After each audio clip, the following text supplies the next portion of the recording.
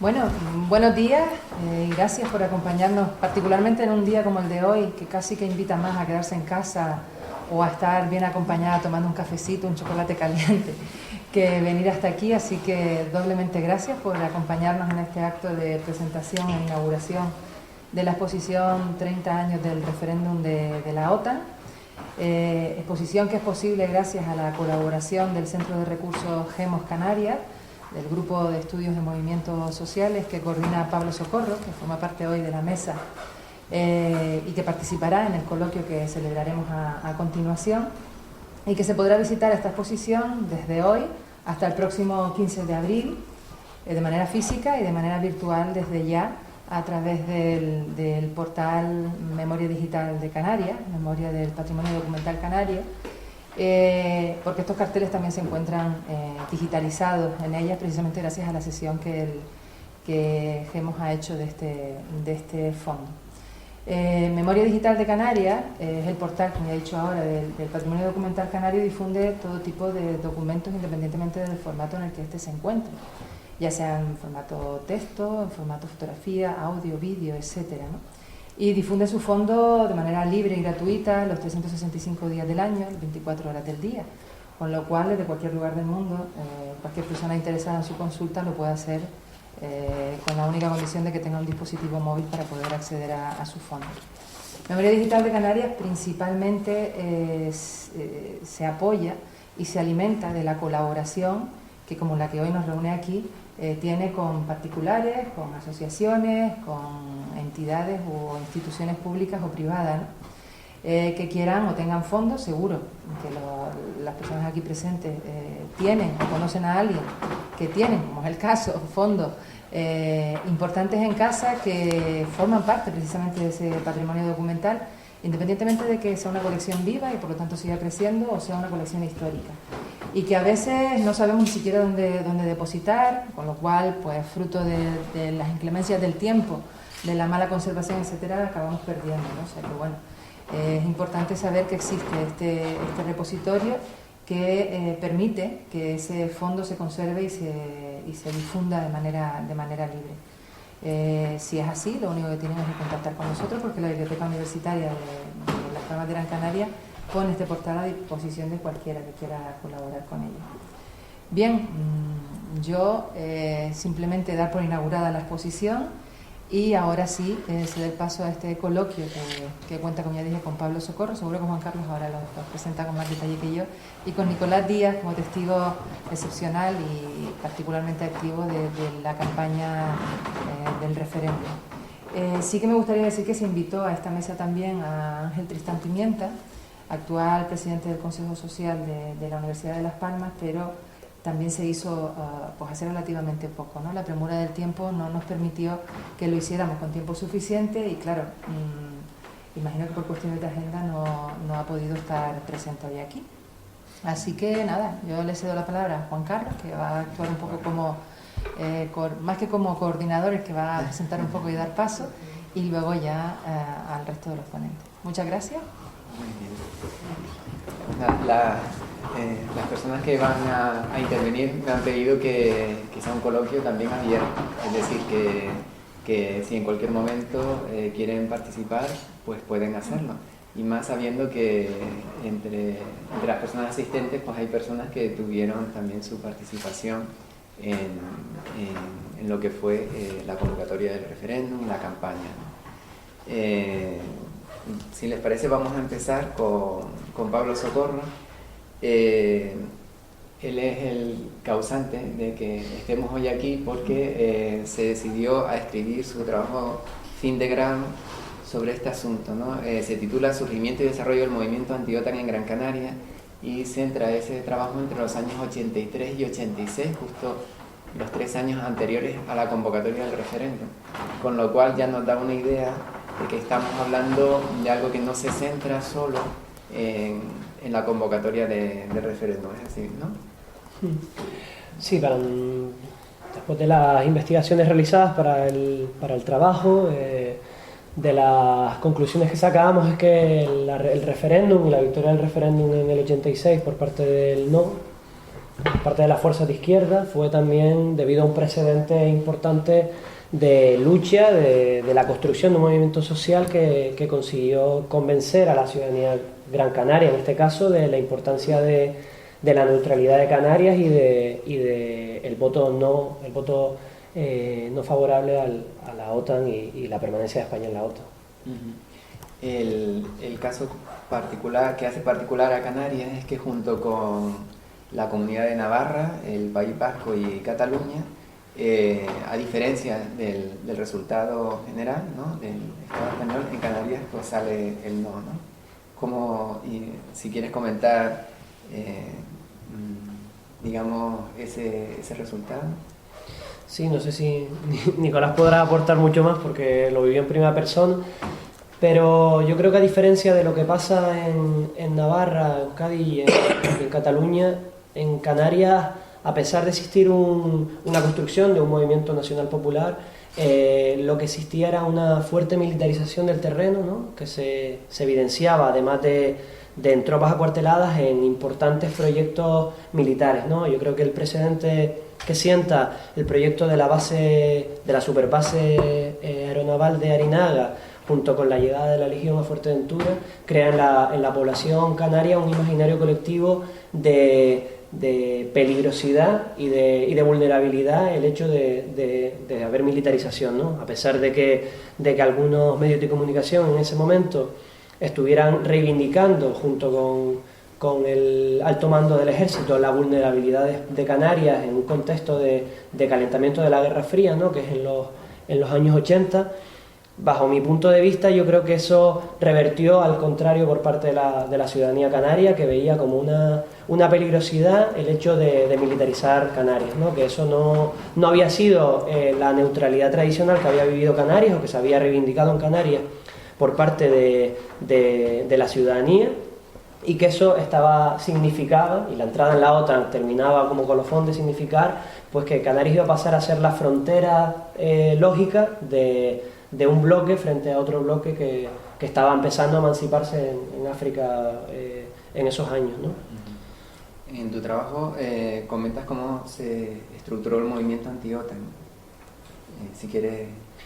Sí, bueno, antes lo estaba hablando con Nicolás, a pesar de la existencia de un importante foco de movimiento, un movimiento político, ¿no?, muy efervescente, con mucha fuerza y muy implantado en lo local, ¿no?, con una óptica municipalista y democratizadora, como es la construcción en esos momentos de, por un lado, Asamblea Canaria y por otro lado, la experiencia que significa UPC y posteriormente el papel que juega el PUC-Mirac y la construcción de UNI a mediados de los 80. En paralelo a eso aparece unas organizaciones de movimiento social muy implantadas en lo local, ¿no?, que son los comités anti-OTAN, que yo creo que juegan un papel fundamental porque están conformados por gente joven en su mayoría, algunos con doble militancia, ¿no?, la gran mayoría con doble militancia, gente que participa en un movimiento político y que su acción, digamos, de acción de partido la realiza dentro del movimiento anti-OTAN, pero que se conjuga con otros perfiles, ¿no?, perfiles de activistas estudiantiles, gente vinculada al movimiento ecologista en esos momentos todavía en pañales, de la coordinadora feminista, el cual tuvo un importantísimo peso dentro del movimiento anti-OTAN, y eso lo deja, es evidente en el material iconográfico que está en el archivo. Eso creo, bajo mi punto de vista, hace que el movimiento anti-OTAN tenga un carácter de nuevo movimiento social, ¿no?, de corte más ciudadano, de una defensa, al final no de un proyecto político, sino de unos valores, ¿no?, como es el pacifismo, la defensa del medio ambiente o la igualdad entre hombres y mujeres. Y por lo tanto se constituye dentro de un movimiento social totalmente integrado dentro de los nuevos movimientos sociales que en esos momentos estaban en boga en el resto de Europa. ¿Estuvo coordinado estatalmente el movimiento? En el caso del movimiento anti-OTAN, yo creo que es gracias en parte a la relación que existía entre los partidos pujantes en ese momento en la izquierda en Canarias, la izquierda nacionalista, con experiencias a nivel estatal. Es verdad que existe una coordinación muy pronto, ¿no?, con la construcción de la Coordinadora Estatal de Organizaciones Pacifistas, en la cual se tiene con mucho interés las campañas que se van dando periódicamente por parte de la coordinadora estatal a nivel estatal, y que es seguida por las demás nacionalidades del Estado español, y en la cual Canarias tiene un papel muy activo dentro de esa coordinadora. ¿Y cuáles fueron las movilizaciones más importantes que se dieron en esa época? Después de 30 años, porque claro, el nivel de movilizaciones que hubo en esa época, no sé si existe un parangón hoy en día. Es complicado encontrar dentro de los movimientos sociales que se realizan en Canarias en los años 90 y el principio de los 2000, un ciclo de protesta con tanta intensificación como fue, si no que me corrija Nicolás, entre el 84 y el 86, ¿no? Estamos hablando de un año, el 85, en el cual hay una oleada de movilizaciones continuada durante todo el año, ¿no? Desde el encuentro de Tefía, que supuso un hito, yo creo, para los movimientos sociales en Canarias, porque significó la unión de millares de personas, centenares de personas en Tefía, en la isla de Fuerteventura, en unas jornadas en las cuales hubo debates de diferentes dimensiones sobre la militarización, sobre la neutralidad, sobre el pacifismo, sobre la objeción de conciencia, sobre la insumisión, el papel de las mujeres dentro del pacifismo, y que además tuvo una gran repercusión en la opinión pública. Fue seguido por medios de comunicación, hubo además actos de envergadura como una ponencia de Tarajano y Agustín Millares, que Pedro Lescano iba a ir, pero finalmente no pudo acudir. A eso se suma también actos como la maratón que se realizó en mayo, creo que fue, en la cual desde diferentes puntos de la isla de Gran Canaria se fueron corriendo hasta Las Palmas, y te acabó un concierto, creo recordar, en la Plaza de Santa Ana, lo cual fue masivo, ¿no? Y ya se estaba demostrando la importancia por parte del movimiento anti-OTAN de marcar un carácter combativo y de calle frente a lo que se suponía que iba a ser la utilización por parte del Partido Socialista de la maquinaria mediática para ganar las elecciones, ¿no? Ahí había que demostrar el papel de Canarias y de respuesta ciudadana en la calle, ¿no? A eso se suma también diferentes cadenas humanas que se realizan con la llegada de Ronald Reagan a Madrid a hablar con Felipe González, en una que se llama No a la venta de Felipe González, de Canarias, por parte de Felipe González a Ronald Reagan.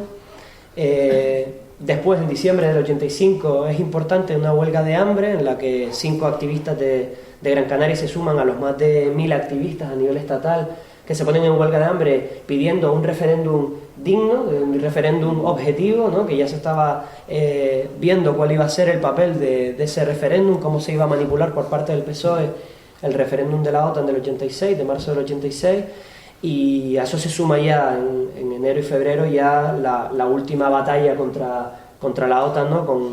Con distintas actividades en el mes de febrero, como una cadena humana poniendo OTAN no en las canteras, ¿no? Distintas iniciativas y acciones colectivas que además tenían un papel muy municipal, ¿no? Es decir, a estas grandes acciones colectivas que se realizaban entre todos los comités se suma el papel de las distintas experiencias que comités locales formados por ciudadanos o vecinos y vecinas de cada pueblo pues realizaban dentro de su espacio de trabajo, dentro de su espacio de ocio o su espacio en el que vivían, ¿no? Lo cual daba además un carácter más autónomo y más asambleario al movimiento anti-OTAN.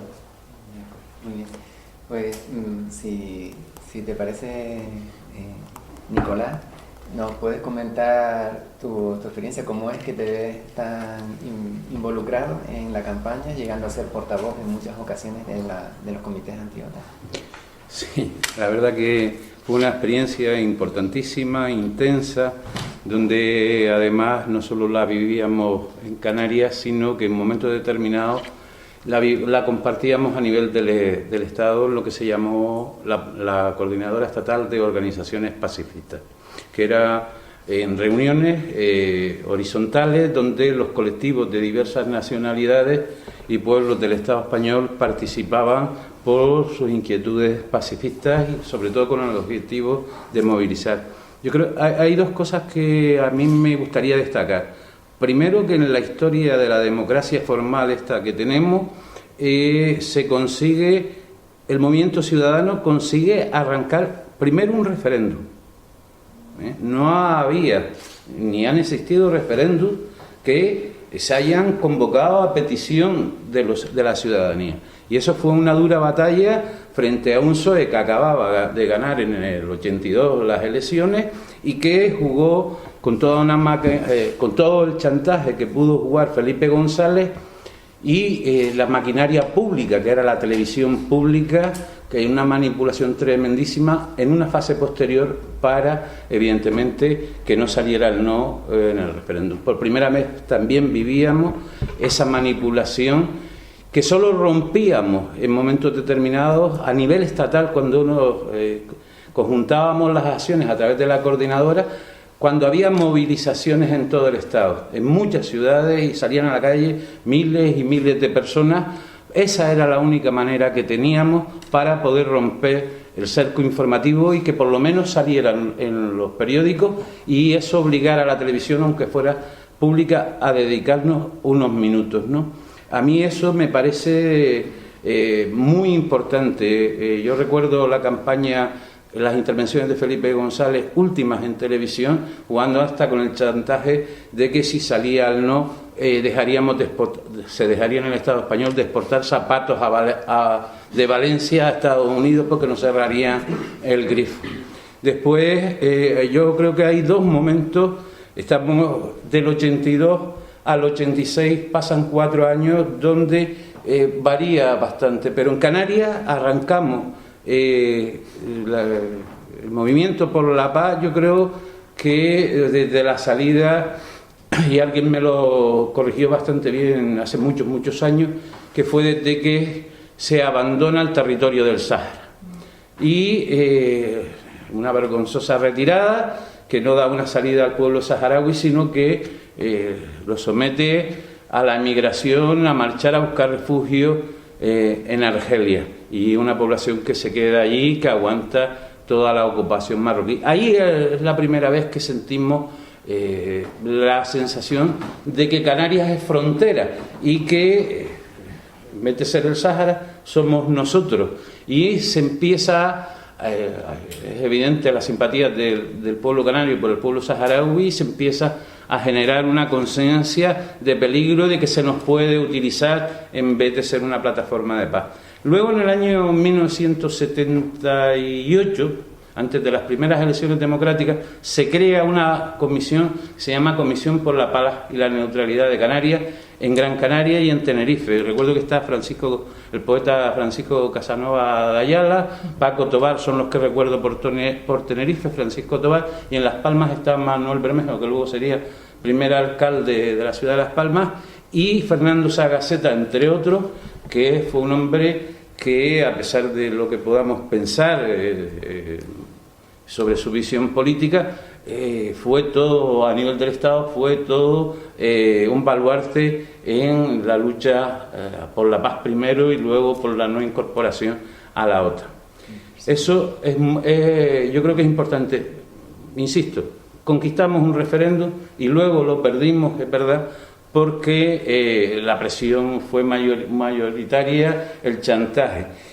Hay cosas, y acabo con esta primera parte, y hay cosas curiosas, ¿no? El movimiento por la paz consigue en momentos determinados, tiene que llevar a cabo acciones a veces extremas, como son, por ejemplo, las huelgas de hambre que señalaba. A nivel del Estado nos pusimos de acuerdo. Yo recuerdo que estuvimos una semana en la iglesia de los Dolores para intentar, porque ya ni los medios de comunicación, los periódicos no nos sacaban nada, y ahí intentamos romper ese cerco. Estamos hablando de diciembre del 85, según tú señalabas, a mí ya la fecha se me van, eso del Alzheimer, y hacemos una huelga de hambre de una semana. Y conseguimos aquí en Tenerife también se hace, pero con menor impacto, y aquí salimos constantemente en los periódicos. Por señalar una anécdota, hasta el cura que estaba en la iglesia de los Dolores sale en una portada en un periódico famoso de aquella época a nivel estatal, en la portada, que el cura se niega a darle la comunión a un militar porque había protestado porque estábamos allí dentro. Entonces él dijo, hasta que no pida perdón a los que están aquí en huelga de hambre, yo a usted no le doy la comunión. Y eso inclusive salió a nivel de Estado, es decir, hacíamos acciones importantes. Yo creo que en el proceso, en el movimiento pacifista por la paz, hay un momento que arranca en el 78, 78, hasta el 82, primero con esa plataforma, luego se crean los comités anti-OTAN y luego viene en el 82 una campaña de partidos, ya donde se suman los comités anti-OTAN, pero no son los comités anti-OTAN ni ninguna otra plataforma quien lleva por delante. Yo creo recordar que en esa campaña, que arrancó en febrero de 1982, que fue aquí en Tenerife, estaba la Unión del Pueblo Canario, estaba Asamblea Canaria, estaba el Partido Comunista, que se llamaba todavía de aquella forma en aquella época, y se hicieron actos importantísimos. Uno de ellos fue en la gallera del López Oca, donde además participaron Eduardo Autes, Urbano, Luis Pastor, Casco Senante, el viejo Mestizay, etcétera, y es donde Pedro Lescano escribe precisamente el poema La Maleta, que es el compromiso de Pedro por la paz de Canarias, y lo escribe en febrero de 1982 expresamente para esa campaña. Él, Agustín Millares Sal y Lola Maceo están colaborando activamente en esa campaña. Agustín ya tenía poemas que recitó en numerosos actos, y Pedro, en una reunión que tuvimos en la imprenta en la calle Ángel Guimerá, desechaba participar porque él no tenía poemas ninguno. Sin embargo, Agustín y Lola lo convencieron para que redactara, y esa noche y al día siguiente ya tenía escrito el poema de la Panaleta, que yo creo que es un poema que resuma canariedad y el amor de Pedro por esta tierra y la situación que vivíamos en aquellos momentos.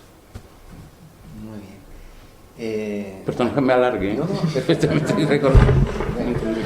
Hasta ahora he hecho solo preguntas yo. Si alguno de ustedes también quiere preguntar, pues con levantar la mano.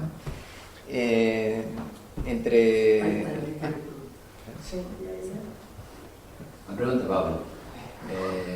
¿No crees que la incorporación a la OTAN fue también el sí motivado por una condición sine qua non que ponía Europa para que España se integrara al que se estaba gestando comunidad europea, por un lado, y por otro, ¿no crees que también, como dijo don Nicolás, al perderse el Sáhara y ser frontera a las Islas Canarias, sistema de protección frente al afán expansionista de Hassan II, por ejemplo?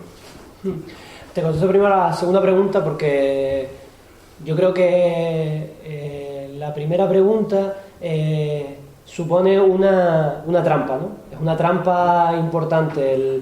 Digamos que los supuestos que plantea Felipe González en el referéndum se incumplen sistemáticamente a partir del año 86, los tres supuestos.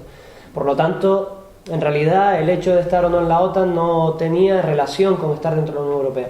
Pero en el caso de la segunda pregunta, cuando planteas el tema del Sáhara, lo cierto es que a partir del año 75 se evidencia una militarización en Canarias exponencialmente mayor a la de antes. Ya antes, en la época, en la dictadura franquista, existen bases norteamericanas en territorio español, en territorio canario, como es la base de la NASA en Maspalomas, como es la base del sistema hidrofónico de Llano Taridane, ¿no? En la cual se realizaban diferentes pruebas balísticas y de seguimiento de los misiles Polaris y Poseidón que estaban realizando Estados Unidos en el Atlántico, ¿no? Además de el seguimiento de los submarinos, los supersubmarinos soviéticos que pasaban en esos momentos por la costa de África Occidental.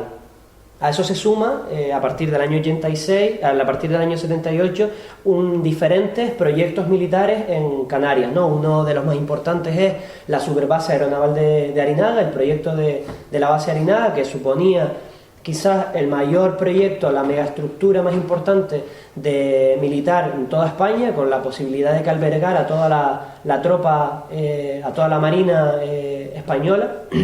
A eso se suma además la construcción de la base de Los Picachos, con total secretismo, en el cual no se sabía ni siquiera por parte de la prensa qué tipo de armamento estaba guardándose en esa base en Arucas. Se suma la llegada de la Legión, la cual supone quizás el mayor trauma para la población majorera, ¿no? Con violaciones sistemáticas, con asaltos, secuestros, robos, legionarios, personas los cuales no tenían cualquier impunidad en Fuerteventura.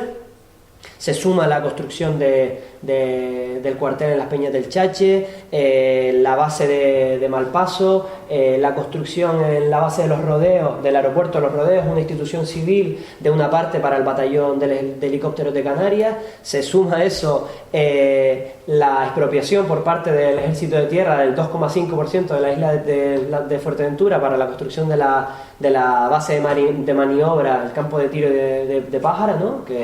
Lo cual supone la erradicación de cualquier tipo de productividad en esa tierra, porque de pronto pasa a ser un territorio inhóspito para cualquier cabrero que quiera pasar por ahí sus cabras, porque saben que va a ser aniquilado tanto las cabras como el propio cabrero por parte de los militares.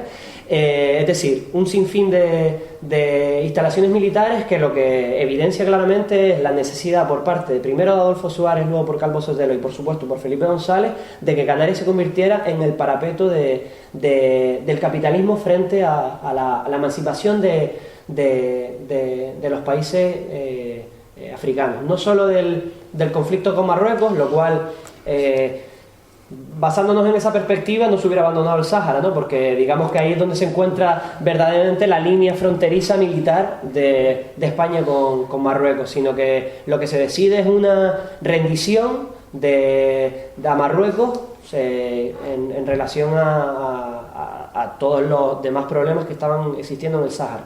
Es decir, yo confío en que Felipe González es más pro marroquí que pro argelino, ¿no? En esos sentidos, ¿no? Y en relación a la segunda pregunta, lo que está claro es que el gobierno de Felipe González utilizó fehacientemente el miedo a la no incorporación en la Comunidad Económica Europea, el tema de entrar en la OTAN, por supuesto. Otra cosa es que, como no podemos hacer historia contrafactual, no podemos saber lo que hubiera supuesto no haber entrado en la OTAN, ¿no? Pero lo que está claro es que Willy Brandt en una conversación con Felipe González le plantea al presidente del gobierno que si España llega a no entrar en la OTAN suponía el mayor fracaso de la socialdemocracia española. Por lo tanto, está claro que el compromiso de la socialdemocracia con la OTAN era... Exacto, por supuesto. Yo creo que el PSOE cambia radicalmente desde su congreso de Suresnes. Algunos tienen que recordar a Pablo Castellano, que era una figura que luego se quedó en Izquierda Socialista, o a Tierno Garbán.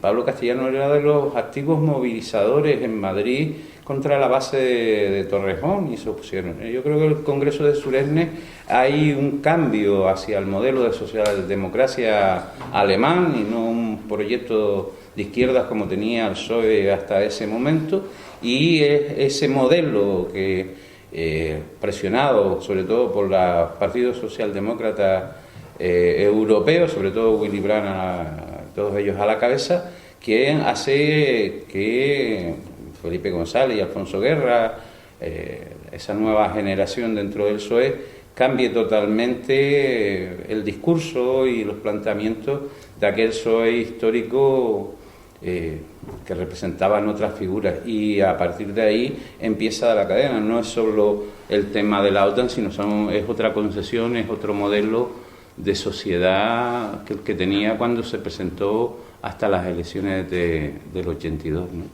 Y yo quería señalar también que una de las cosas que más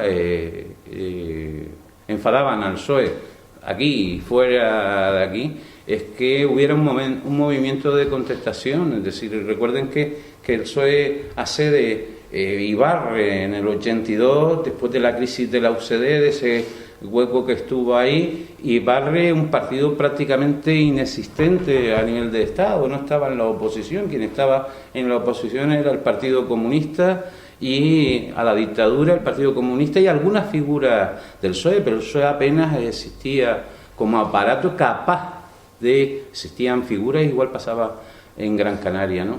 Y yo creo que el cambio ahí fue abismal de las posiciones, ¿no? No hemos podido contar con... así. No, bueno, No, sí. acabas de decirlo. Bueno, No, bueno, una pregunta, pasando digamos al tema del movimiento anti-OTAN, así que lo voy a mencionar, preguntarles a los dos, lo que se refiere a la participación de las mujeres, que ha hecho que era destacada, señalaba Pablo, en relación con un poco la coordinadora feminista, ¿no? ¿Os podría decir algo más también al respecto? En el movimiento en sí, contra la OTAN. En el caso- referéndum, vamos. En el caso de Canarias fue fundamental el papel de la coordinadora feminista como un actor fundamental, un perfil de activista fundamental dentro de la lucha, ¿no? Porque además había un discurso, ¿no? de la mili ni para... ¿Cómo era? La mili ni para Pepa ni Papili, ¿no? O algo de eso, ¿no? Es decir, también estaba dentro del discurso de del militarismo, de la objeción de conciencia. En el caso de Canarias, incluso se critica por parte de algunas activistas del momento de una masculinización del movimiento anti-OTAN, teniendo en cuenta el papel tan activo que tenía el movimiento feminista dentro del movimiento anti-OTAN. En el caso a nivel estatal es más complicada la visión, es decir, es verdad que existían actrices muy importantes dentro del movimiento de corte feminista, como es el caso de María Gascón para Madrid, ¿no? Dentro de la Comisión Anti-OTAN de Madrid, pero es verdad que la masculinización era mucho mayor que en Canarias. Yo creo que Canarias jugó un papel muy importante en el movimiento feminista. Que hay visiones para todo, depende de la manera que lo interpretes, ¿no? Yo quiero destacar dos cosas. Primero, el movimiento, la coordinadora estatal tiene anteriormente una base, y son los comités anti-OTAN de Madrid y sus marchas a Torrejón.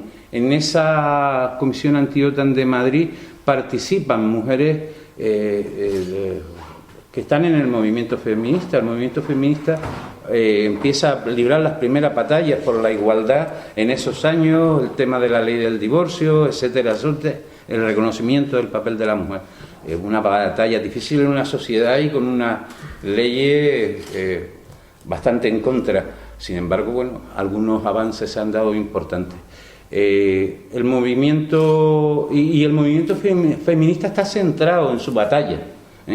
El movimiento por la paz surge y confluyen, como confluimos también con el movimiento ecologista. Aquí en aquellos momentos lo que está es la plataforma Salvar Peneguera, que de luego dará paso a la actual plataforma Ave Magé y a estas cosas. Es cierto que coincidimos en momentos determinados y que hay confluencia y que hay un discurso feminista por la paz, incluyendo con el tema de los gastos militares. Pero fundamentalmente, a pesar de la crítica esa que me hizo recordar muchos años atrás, la crítica, yo creo que el papel fundamental lo jugaban los comités donde había hombres y mujeres, gente que dedicaba su tiempo, en Gran Canaria, mucho más que en Tenerife, porque aquí prácticamente teníamos comités desde San Mateo a vecindario, Las Palmas en varios barrios. Y lo que sí había era una confluencia. Siempre intentábamos que confluyeran los sectores que se estaban movilizando en este tema. De esos comités anti-OTAN de Madrid surge en el año 82 empezamos a coordinarnos primero algunos comités sueltos que estábamos a nivel del Estado, pero luego es la base de la Comisión Estatal de Organizaciones Pacifistas, que arranca en el año 83 y se mantiene hasta el 86, es decir, una duración de 3 meses. Y hay otras plataformas, la de Tamames, por ejemplo, que se crea en los últimos años, que bueno, tienen su papel más a niveles intelectuales, etcétera, con ese tema, ¿no? Para mí es esencial destacar, porque bueno, ahora está muy de moda el 15M, los movimientos ecologistas tienen otra proyección, etc. Pero el movimiento pacifista, que mantuvo una actividad durante 4 años, no solo jugando a grandes movimientos, y con una visión. Si cuando discutíamos en la coordinadora estatal, sabíamos en el año 83, sabíamos que era una batalla que teníamos que ganar y que teníamos que poner todo nuestro empeño y visión para poder mantener una campaña prolongada de acciones de movilización fuertes, grandes, importantes, sacar a miles de personas a la calle, con acciones más concretas como aquí hicimos con el Picacho, con los rodeos, con el radar de Malpaso o con lo de Fuerteventura. Un recuerdo porque ahora ya no está la Legión en Fuerteventura, pero uno de los temas fundamentales en Canarias de conciencia antimilitarista lo creó la Legión con sus desmanes. Es decir, en Fuerteventura se mató a un alcalde, lo mató la Legión en una salida de dos legionarios. Fuerteventura fue tomada una noche que recordamos, yo recuerdo desde Gran Canaria, reuniéndonos todos alarmados para ir a Fuerteventura porque estaba Gran Tarajal, Gran Tarajal, ¿cómo se llama la capital? Puerto Cabra, tomada militarmente. La población no podía salir a la calle asustada porque estaban en la calle, en los establecimientos de ocio y los bares, etcétera, lo habían tomado todo y se vivía con miedo y con angustia. Ahí hay que destacar incluso la denuncia varias veces que hizo Fernando Sagaceta en el Parlamento español sobre este tema y el desprecio que se hizo en momentos determinados, ¿no? ¿Tienes una pregunta? Puedo preguntarte. Quería saber, el Partido Comunista, en el plano nacional, ¿qué postura tomó? Bueno, yo creo que el papel del Partido Comunista de España durante la lucha anti-OTAN fue bastante ambiguo. Es lo que termina conformando otra plataforma paralela y creo que no se incorpora a la Coordinadora Estatal de Organizaciones Pacifistas, organizando mesas pro referéndum, y luego la plataforma cívica por la paz. La plataforma cívica es la previa composición a Izquierda Unida, ¿no? Yo creo que el Partido Comunista primero hace un mal análisis de la realidad, hace un mal análisis de la importancia del pacifismo en el Estado español, con una clave electoralista, ¿no? Intentando vincularse a un sector más moderado, ¿no? Ya estamos hablando ya de la reconversión de un PC que viene del antifranquismo hacia un PC más moderado, ¿no? Las decisiones que empiezan a sufrirse tanto por la izquierda como por la derecha del Partido Comunista en todo el Estado. Y además con un discurso muy ambivalente, ¿no? Primero estando en contra de la OTAN, pero a favor de la permanencia de las bases norteamericanas en el Estado español, lo cual para mí me parece una contradicción en toda regla, porque al final las bases norteamericanas en el Estado suponían la primera representatividad de la incorporación de la OTAN antes de estar dentro de la OTAN, y además porque significaba siempre una lucha por un referéndum, no por el no del referéndum, ¿no? En el caso de Canarias, lo cierto es que el PC juega un papel secundario, aunque bueno, hay discusiones y yo no he conseguido contrastar esa información, pero cuando se crea la Comisión Ciudadana por la Paz y el Desarme, que es la segunda, digamos, la organización paralela a los comités anti-OTAN que se crean en Las Palmas, participa gente que está fuera que ha salido del PC, como Paco Morote, por ejemplo, pero también participa gente de UNI y gente de Asamblea Canaria. Entonces, bueno, no sabría cuál sería el papel del PC en escala nacional. Pero lo cierto es que en escala estatal mi perspectiva es que es muy ambivalente.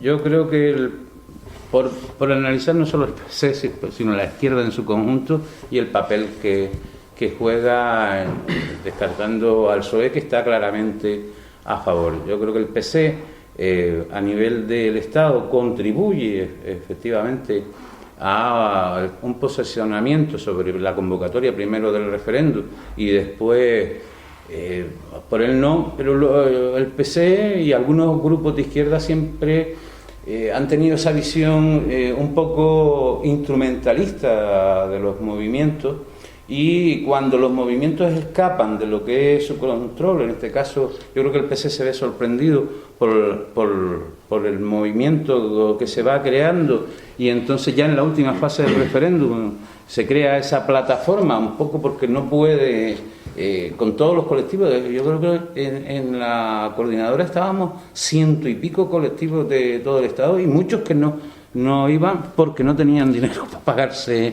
el billete. Nosotros nos veíamos aquí siempre con un gran apuro, e incluso dejamos de ir a algunas coordinadoras. Entonces, el PSE crea la plataforma de Tamames y se mete en un medio juego que desde la coordinadora estatal se criticó muy duramente.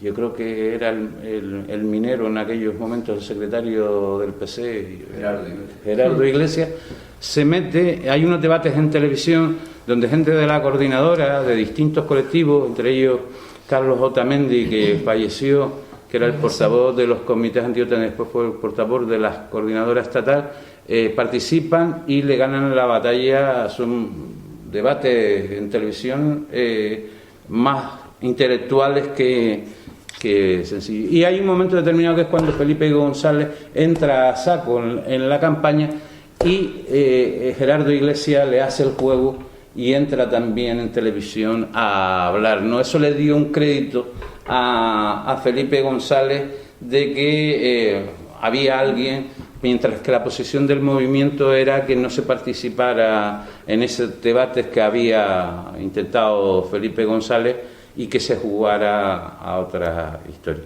Y luego el papel en Canarias, pues yo creo que es totalmente distinto del Estado. Aquí hay un momento que es el año, después del año 82, que se crea la plataforma, después de esa campaña intensa, o antes de esa campaña intensa, que se crea, después, antes se crea una plataforma en la que también participa Fernando Sagaceta, y a algunas personas se nos invita, y estamos en la asamblea de ingeniería, y criticamos que aquella comisión saliera con un planteamiento solo por la paz y no tocara cosas que ya el movimiento pacifista en Canarias tenía muy claras, que era el tema de la militarización de Canarias, ¿no? Porque, y recuerdo que Fernando Sagaceta, que luego le critiqué mucho y me lo consideró un error, dejara que todo lo que habíamos avanzado en Canarias se quedara reducido a un manifiesto y a un planteamiento solo por la paz, ¿no? En Canarias la lucha por la paz se concretaba con el tema de la paz, es la militarización, y en ese manifiesto no se reflejaba. Por lo tanto, algunos volvimos a reactivar los comités anti-OTAN ante ese descafeinamiento, ¿no? Y luego señalar dos cosas muy importantes. Yo creo que no solo fue el trabajo de movilización, sino de concienciación. He visto por ahí y de distintos sectores, es decir, distintas sensibilidades confluyen. He visto por ahí una nota, dice, de un escrito firmado por 60 sacerdotes. El papel que jugaron algunas personas, incluso la Iglesia, a favor del movimiento pacifista y apostando claramente por la paz y por el no a la OTAN, fue importantísimo en Canarias, ¿no? Y eso fue un trabajo de concienciación. Yo recuerdo que cuando se hacían las manifestaciones para que se hiciera el que es hoy Hospital Negrín, una de las frases que más se coreaba era gastos, más escuelas y hospitales, menos gastos militares. Y había una concienciación por muchísima gente que dejaba sorprendido de que tuviera tan claro estos conceptos cuando ibas a debates, etcétera, ¿no? Iba a pedir que continuásemos hablando mientras veíamos un vídeo de 8 minutos. Yo añadiría una cosa a lo que comenta Nicolás, y es el papel de la izquierda revolucionaria dentro del movimiento, ¿no?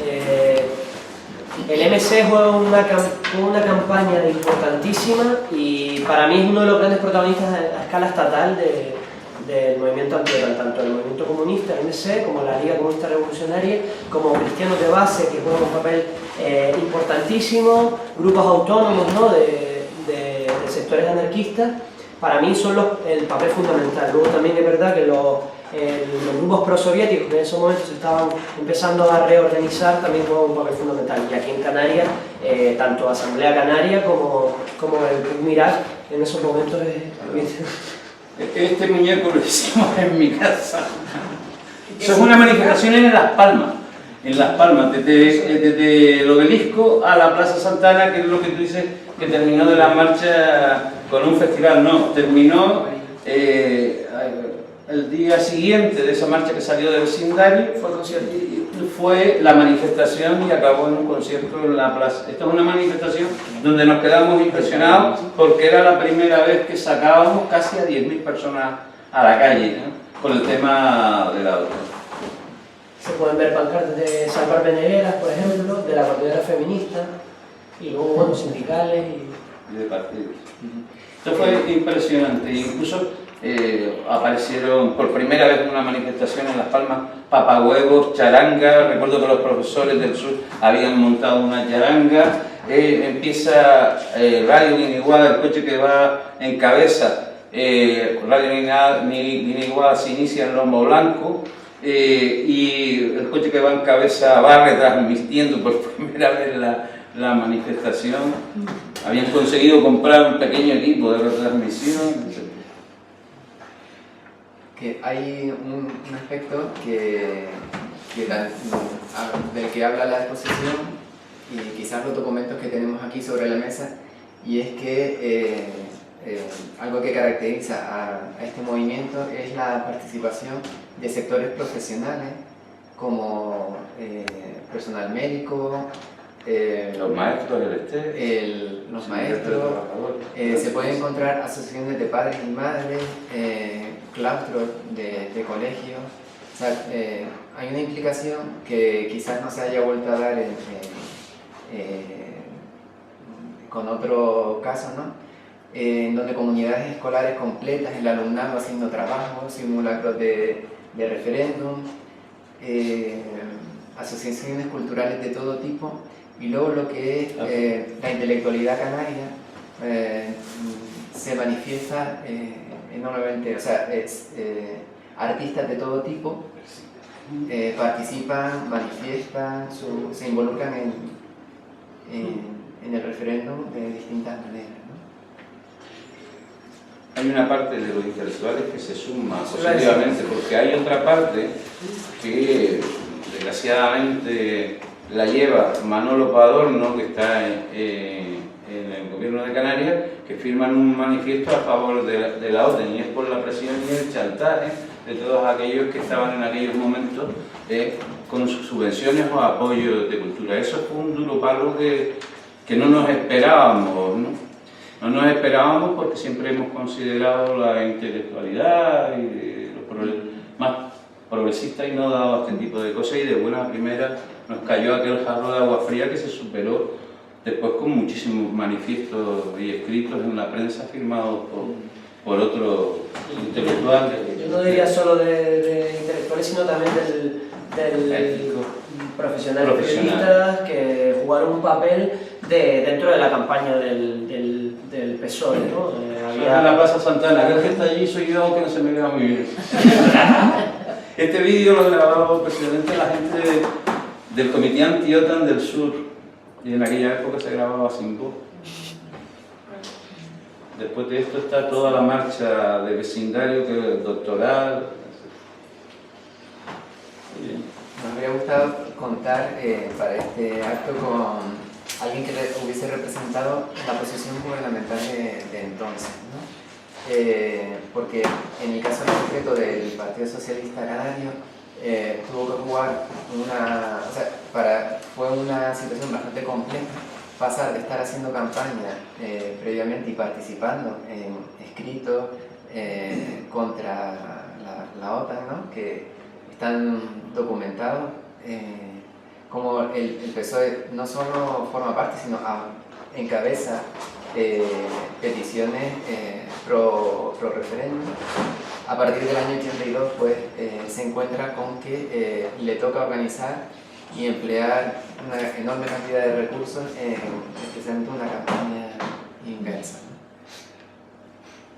Eso está grabado. Sí.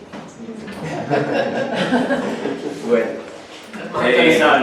hay momentos finales donde las iniciativas parten. Yo estuve en una mesa aquí en la universidad, en el aula de la Facultad de Económicas o algo así, con vistas, y asistían representantes del PSOE, que la verdad que se llevan unas palizas tremendas en cada uno de ellos. En uno de ellos coincidí en Barsequillo con Ángel Tristán Pimienta, que era una persona que estaba en el PSOE en Canarias, que nosotros le llamábamos el ministro de Defensa, porque sus titulares, sus escritos en la provincia eran constantes, además pasado de raya en algún momento. Yo recuerdo un artículo sobre los grandes beneficios que tenían los Pershing y los Chrysler en aquella época, ¿no? Y yo recuerdo que en el debate en Valsequillo estábamos en el salón de actos de allí de la plaza de Valsequillo, pues Tristán tuve que pedirle a la gente, a las personas que estaban asistiendo, la mayoría jóvenes, estaba el salón lleno, que lo dejaran hablar, porque es que era terrible, no había alguien tan militarista sin haber hecho jamás la mili como Tristán Pimienta. Y en esos debates también, que fueron casi todos los institutos de la sigla, pues hubo un papel fundamental la gente joven, ¿no?, que los organizaba, tomaban iniciativas y nos invitaban. Yo creo que Galdas, Díaz, Las Palmas, Valsequillo, creo que estuvimos en Telde también, etc. Pero ya digo, la provincia jugó un papel determinante a favor de día tras día, aquello es constante, se pueden mirar los periódicos de aquella época, y fundamentalmente era Tristán Pimienta quien escribía esos artículos y quien desplegaba la campaña a favor del sí a la Constitución. Incluso no es necesario irse a la biblioteca, porque ya Tristán Pimienta publicó hace 2 años una recopilación de sus artículos sobre la necesidad sobre la vulneración de Canarias desde el 78, creo que empieza a escribir, hasta el 2008, ¿no? Y él dice que hay una continuidad de esa necesidad de militarizar mejor Canarias y un ejército más profesional dentro de la OTAN, con tropas incorporadas dentro de la OTAN, teniendo en cuenta la cercanía a África. Entonces, bueno, hubiera sido muy interesante que hubiera participado en esta mesa, porque la verdad que conocer también cuál es su perspectiva después de 30 años del movimiento anti-OTAN, el cual en muchas ocasiones le imprimió un carácter burlesco, ¿no?, como 4 hippies que salen a la calle, ¿no?, cuando no eran 4 hippies, eran miles de hippies en todo caso. Yo creo que hubiera sido muy interesante. Muy bien. La verdad. Pues muchas gracias. No vamos a abordar el tema aquí. Hay muchas cuestiones que se podrían abordar, y ya para concluir les voy a pedir pues qué implicaciones creen que ha tenido para Canarias este asunto, si las ha tenido diferentes respecto a otra comunidad, ¿no? Porque por un lado digamos la versión más extendida o oficial sería la de que este es un asunto cerrado, es una competencia del Estado y no hay más que hablar. Y de hecho las 3 condiciones que aparecían en la papeleta pues a los pocos años pues fueron incumplidas. La primera de las condiciones era la no ingreso de España en la estructura militar. Ingresó de facto, pero digamos oficialmente con el gobierno de Aznar. La segunda era la que España no iba a quedar excluida del armamento nuclear, y España firmó un tratado con Estados Unidos en el que le permite el tránsito de armamento nuclear por España, ¿no? Y la tercera de las condiciones era la no presencia de bases, y bueno, nos encontramos con que justo ha ido en la línea contraria. España ahora es un papel especial en la iniciativa estratégica que tiene Estados Unidos con sus bases de Rota, Morón. Bien, entonces, digamos, hay una visión que sería la que comentas en tu artículo, Tutesina, que sería, titula Tutesina La última batalla perdida, pero sin embargo la otra partida, la contrapartida sería que sistemáticamente los 12 de marzo se han venido celebrando en Gran Canaria por lo menos concentraciones, quizás con una sesión el día de las elecciones que se hizo del Tratado de la Unión Europea, coincidió con un 12 de marzo, pero en general todos los años se han venido haciendo manifestaciones y hay un sector que considera que ese no canario a la OTAN ha formado parte ya de la historia de Canarias y de esa identidad, ¿no? ¿Cuál es para ustedes esa implicación del referéndum para Canarias? Para mí fundamentalmente es que el 12 de marzo también lo pueden decir otras comunidades, pero que el 12 de marzo en Canarias se apostó rotundamente y mayoritariamente por la paz y la neutralidad de Canarias. Me parece que la significación del 12 de marzo de hace de 30 años y la de ahora tiene que ser esa. Y tenemos que seguir saliendo a la calle para seguir recordando que este pueblo no se dejó pisar, por así decirlo, y que apostó claramente por la paz y la neutralidad, ¿no? Y yo creo que eso forma parte ya de nuestra seña de identidad y que hay que seguir en la utopía batallando porque Canarias realmente sea esa plataforma de paz, de neutralidad, desmilitarizada y que sea lo que realmente tiene que ser, lo que venimos diciendo desde hace muchos años, un puente entre tres continentes desde su propia neutralidad en los conflictos militares, no en la lucha en las causas justas, ¿no?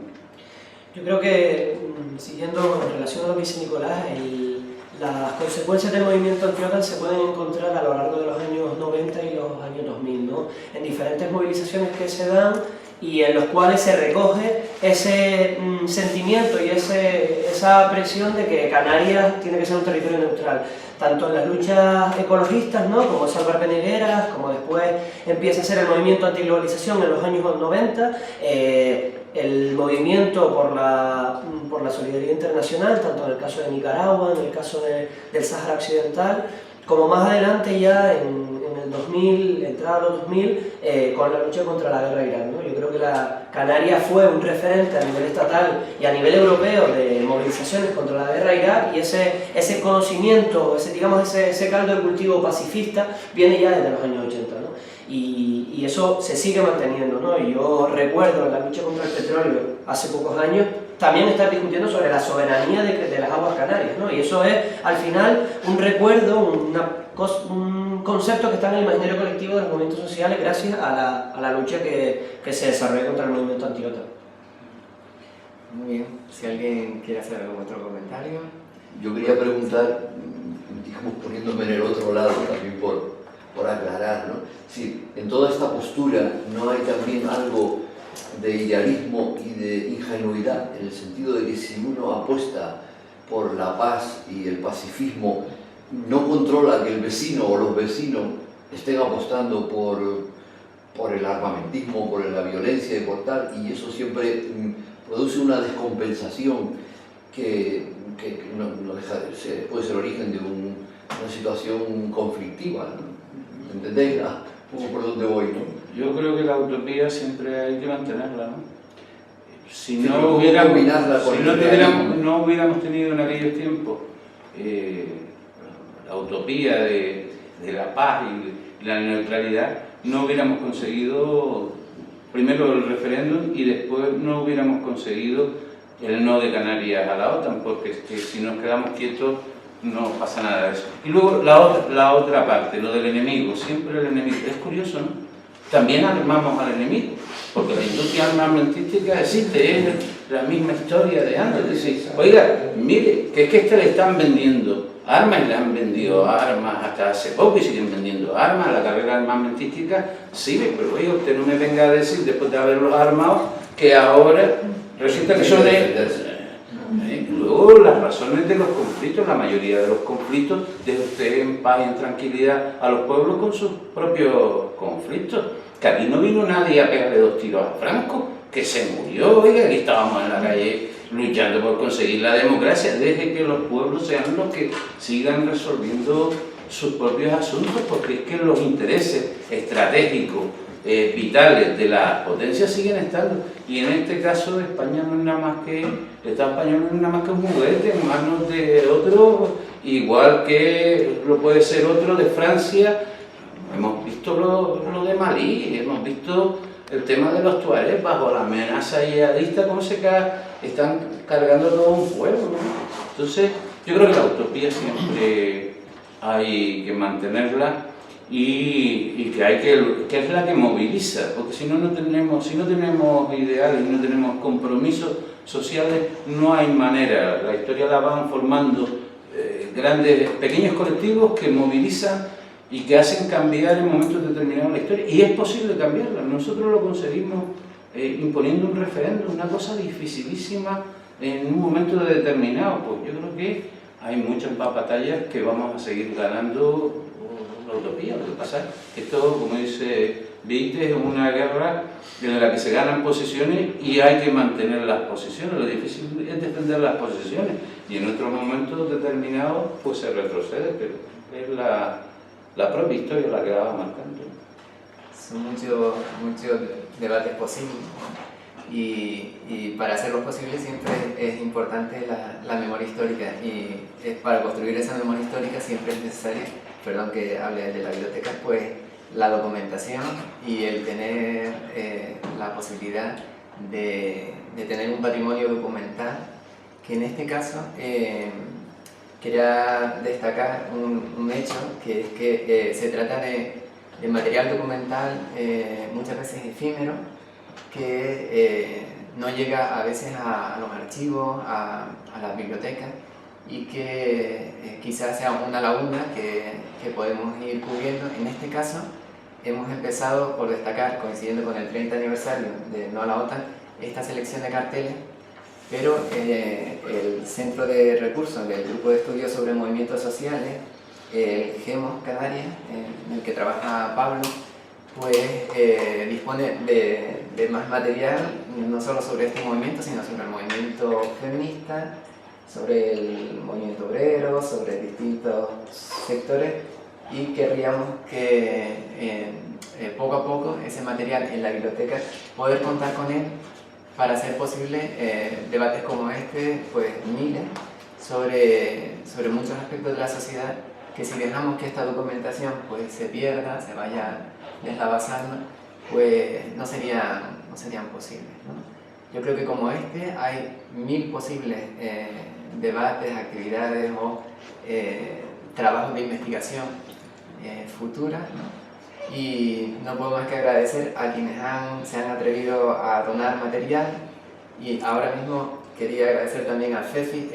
El material inicial que donó GEMOS pues se ha venido aumentando en parte por la donación de una asociación cultural que se llama Altajay del norte, y aquí tenemos a FEFI, que es la responsable de, por ejemplo, la carta de Felipe González, ¿no? que hay ahí, de la misma papeleta, ¿no? Y FEFI es una de las personas que, por ejemplo, ha aportado cosas como la implicación que tuvieron las instituciones públicas en Canarias, es decir, los ayuntamientos, las primeras corporaciones políticas se implicaron también, en las concejalías de solidaridad, las primeras concejalías de solidaridad, pues desarrollaron una labor en este movimiento, y ahí podemos ver folletos, por ejemplo, del ayuntamiento de Telde, con los que se llegó a muchos hogares con esta campaña. Pues nada más. Sí, si me permiten, yo en estos momentos esto está agotado, se hicieron 2 ediciones, es el cómic de la maleta de Manolo Cardona sobre el poema de Pedro, y lo voy a ceder para la exposición. Que yo sepa solo quedan 4, así que yo creo que es un documento histórico muy importante. Y si no les importa, y como estamos en las letras canarias, este año se dedican a Pedro Lescano, y yo estoy ahora, llevo años en otra faceta, que es la del memorial Pedro Lescano, que estamos divulgando la obra de Pedro Lescano, y usamos a Pedro como pretexto para divulgar la obra de otros escritores canarios. Este año 2016, Letras Canarias del Gobierno de Canarias se está dedicando a Pedro Lescano, pues quería que termináramos el acto recitando entre todos el último párrafo de La maleta. Entonces yo empiezo y me acompaña. Dice: no quiero más maletas en la historia de la insular miseria. Ellos, que cojan ellos la maleta, los invasores de la paz canaria, que cojan la maleta, vamos, anímense. Los que venden la tierra que no es suya, que cojan la maleta. Los que ponen la muerte en el futuro, que cojan la maleta, que cojan la maleta, que cojan para siempre la maleta. Gracias.